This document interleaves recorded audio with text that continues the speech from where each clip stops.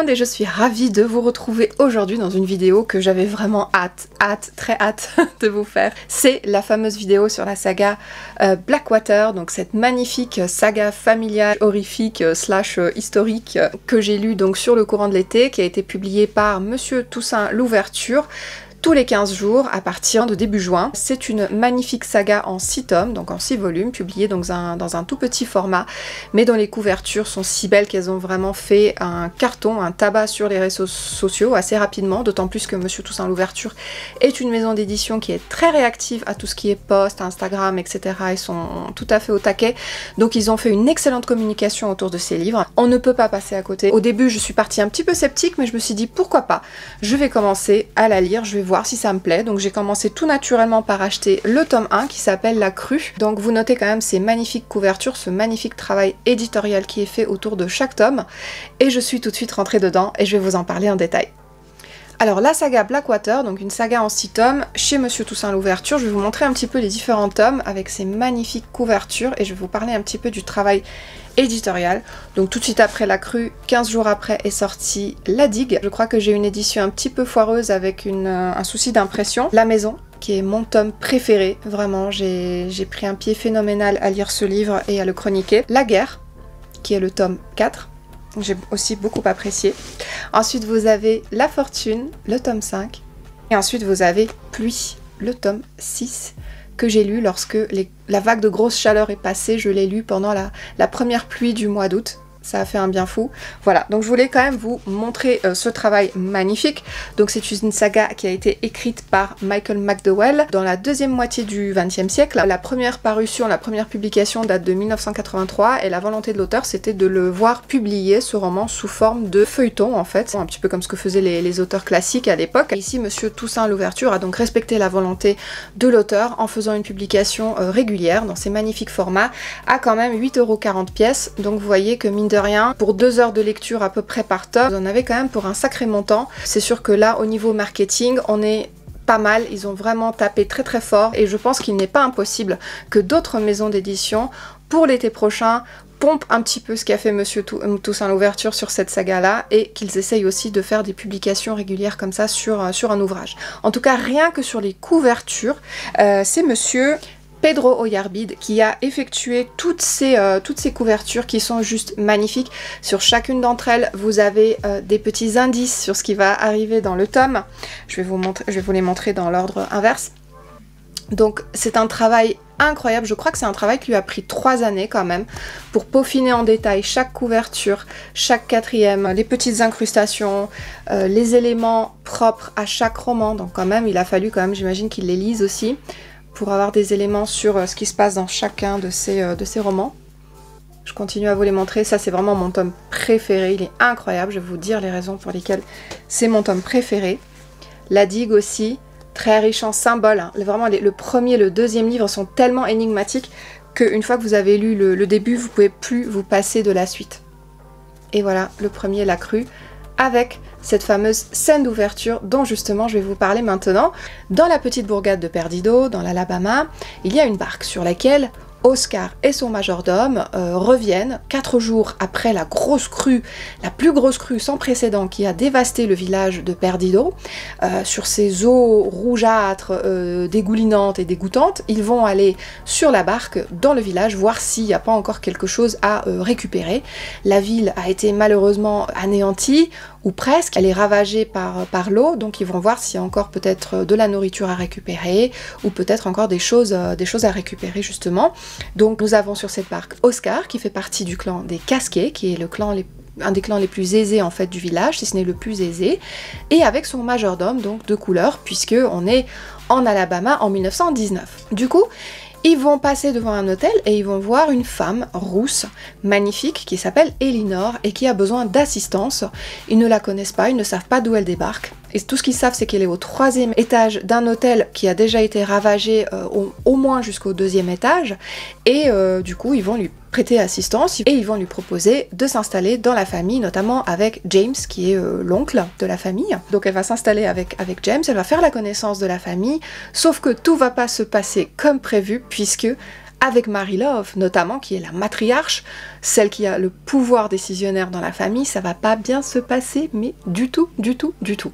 Elle la prend tout de suite en grippe, elle dit que cette femme avec les cheveux rouges a été envoyée par le diable, par les eaux de la Perdido, pour détruire la ville. Donc, dès le départ, Elinor n'a malheureusement pas très bonne presse au niveau de la ville à cause de Marie-Love, et surtout les rapports sont très tendus avec celle-ci, avec la matriarche, même si ces rapports sont tout à fait cordiaux et amicaux, voire carrément bientôt amoureux avec d'autres personnages.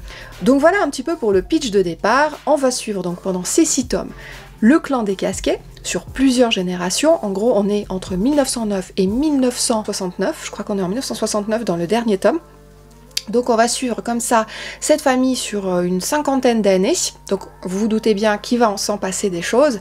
En tout cas, Michael McDowell va très vite, il va très très vite pour décrire un petit peu les événements qui se passent.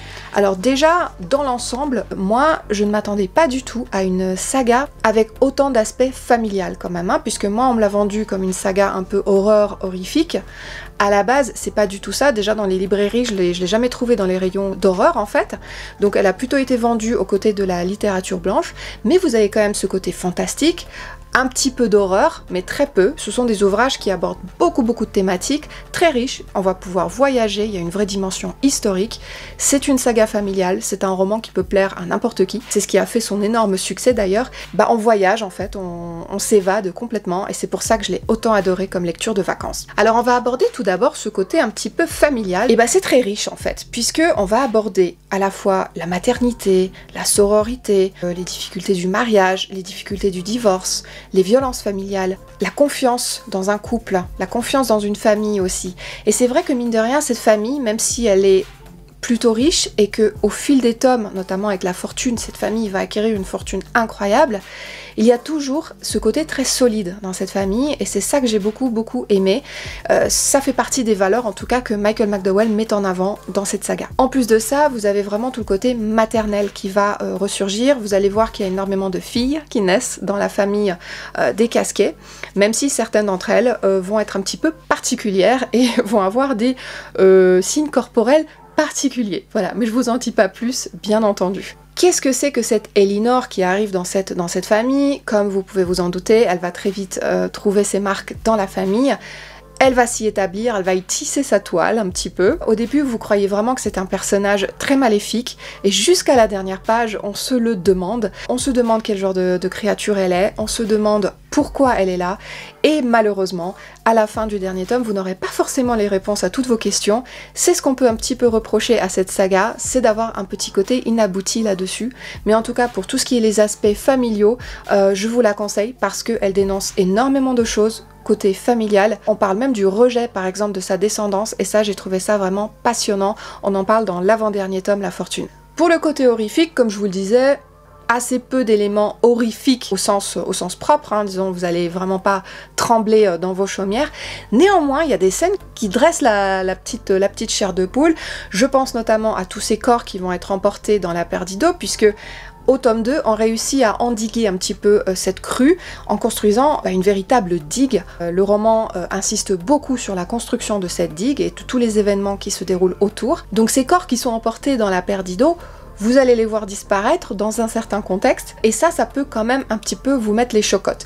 D'autant plus qu'il n'y a pas que des adultes qui vont malheureusement perdre la vie. Mais il y a aussi un côté vraiment suspense, que l'auteur aussi arrive très bien à maîtriser. Je pense notamment à certaines scènes de pas sur le porche de la maison, plutôt vers la fin de la saga, ou encore à des scènes vraiment de fusillade. Donc ça c'est dans la maison, et c'est pour ça que c'est mon tome préféré. Dans la maison vous avez une scène de fusillade mais terrible, très réaliste en fait, et le traitement de cette scène peut particulièrement faire peur, voilà, notamment si vous avez tendance à pas refermer la porte pour dormir, mais en tout cas, dans la maison, vous avez vraiment une des scènes qui m'a fait le plus peur de tout le roman. Donc pour le côté horreur, il va y avoir le traitement d'une certaine créature qui est liée à ces eaux rouges de la Perdido, donc vous allez très vite découvrir de quoi il s'agit. Pas besoin de faire de développement là-dessus, j'ai juste envie que vous lisiez les romans, donc le moins je vous en dis, le mieux c'est. Blackwater, c'est aussi une saga avec une forte dimension historique. Pour le côté historique, en fait, j'ai beaucoup apprécié le traitement de certaines périodes en fait des États-Unis. Ça commence sous la ségrégation, donc au départ on va beaucoup en parler. Vous avez les personnages de couleur qui sont assez présents hein, dans la famille, qui font vraiment partie de cette famille, notamment Zadie qui est très important dans le livre. La toute dernière scène est extrêmement émouvante avec Zadie. Tous ces personnages de couleur, donc les domestiques surtout, vont disparaître un petit peu, vont s'atténuer un peu au fil des tomes. Je trouve ça très dommage parce qu'au début ils sont très présents en fait pour vraiment servir la famille, pour faire la cuisine. Ils vont intervenir notamment dans le vaudou aussi. J'ai beaucoup aimé les scènes de vaudou. Traitement en fait qui est un petit peu amenuis, mais forcément puisque on peut pas parler de tout finalement en si peu de pages. Dans chaque livre il y a que 200 pages hein, donc forcément on peut pas tout aborder. Néanmoins j'ai beaucoup apprécié ces personnages secondaires là. Il n'y a pas que la famille Casquet qui est importante, il y a aussi toutes les personnes qui travaillent autour, y compris dans le tome 2 vous avez les travailleurs qui vont travailler sur la digue, qui ont aussi leur importance dans cet ouvrage. Et bien sûr tous les événements historiques, la récession, l'avant-guerre, le pendant-guerre, l'après-guerre et comment ils impactent notre famille Casquet. Vous avez aussi l'arrivée du téléphone, vous avez l'arrivée vous avez l'électricité. C'est donc une très bonne façon en fait d'aborder l'histoire finalement en voyageant comme ça dans cette région, dans ce bayou avec ces personnages, avec cette famille Casquet. Notamment dans le tome 4, la guerre est relativement survolée mais vous en avez quand même les échos, c'est-à-dire nous on est dans l'Alabama, c'est-à-dire on n'est pas au cœur de la guerre mais clairement la scierie des Casquet va avoir son importance. Pour la construction, la scierie va être super importante et du coup vous avez notamment aussi des échos de ce qui se passe en Europe à travers d'autres personnages qui font partie de la famille mais qui décident de rester en Europe. Donc ça c'est super bien fait, même si le côté historique, le pendant et l'après-guerre sont finalement assez peu développés puisqu'on reste majoritairement dans une saga familiale en littérature blanche avec un côté horrifique. Donc ce que je retiendrai de cette magnifique saga, c'est vraiment le côté très agréable à lire. La plume de Michael McDowell est extrêmement plaisante à lire, elle est simple. Le premier tome a été extrêmement travaillé, les autres tomes le sont aussi, mais il y a des passages où vraiment les phrases sont vraiment simples, vraiment basiques, donc pour le coup ça peut vraiment plaire à tout le monde. C'est aussi une saga que vous ne pouvez plus lâcher dès lors que vous allez la commencer. Déjà parce que vous avez envie d'en savoir plus, vous allez forcément vous attacher aux personnages. Moi je me suis beaucoup attachée notamment au personnage de Sister, je me suis beaucoup attachée au personnage de Grace, donc il y a des personnages comme ça qui m'ont beaucoup plu. Il y a un traitement très moderne de certains personnages aussi, notamment dans le traitement de l'homosexualité, dans le côté très indépendant de certaines femmes, dans leurs caractères qui sont très différents, donc il y a un véritable traitement très respectueux des femmes, y compris bien sûr leurs conditions, puisque notamment je pense à ce personnage féminin qui malheureusement est emprisonné dans un mariage et avec un homme violent. Voilà, donc vous avez vraiment tout type de problématiques liées à la femme qui sont abordées, hein. Comme tout à l'heure aussi je parlais de la maternité. Chacun de ces livres se lit d'une traite. Une fois que vous aurez lu tous ces livres, vous aurez envie d'avoir des réponses. Et là, vous risquez d'être peut-être un petit peu déçu. C'est là peut-être pour moi le petit point noir, le petit bémol de cette saga, mais en même temps j'aime bien parce que ça me fait beaucoup réfléchir. C'est le pourquoi du comment de tout ça. Le pourquoi du côté horrifique, qu'est-ce qu'il apporte véritablement, pourquoi il est présent, est-ce que c'est réel, est-ce que c'est imaginaire. Je me suis vraiment posé énormément de questions à la sortie du tome 6, puisque en fait l'auteur ne vous donne pas toutes les explications pour le côté horrifique, notamment lié au personnage d'Elinor. Donc vous êtes un petit peu sur votre faim, et finalement moi j'ai bien apprécié ce traitement, surtout que la fin est magnifique, elle m'a énormément touchée, et je pense que ce tome 6, avec le tome 3 et le tome 1 bien sûr, font partie de mes tomes préférés. Le tome 1 pour la découverte, le tome 3 pour le côté très brutal, très violent, où la violence est vraiment abordée sous différents aspects. Il y a la violence des enfants, violence des maris, mais aussi le dernier tome qui est magnifique puisqu'il va un petit peu sceller la fin de cette famille qui petit à petit s'étiole. On voit un petit peu ce que va devenir leur fortune et où est-ce qu'elle va atterrir. Comme vous l'avez compris, dans cette brève vidéo, c'est une saga incontournable que je vous conseille vraiment de lire.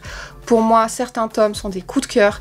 Je vous renvoie à toutes mes chroniques sur cette saga sur ma page Instagram Livre et Sac à dos, où vous les retrouverez dans les vignettes. Pour ma part, je vous dis, vous avez intérêt à le lire et à m'en faire un retour.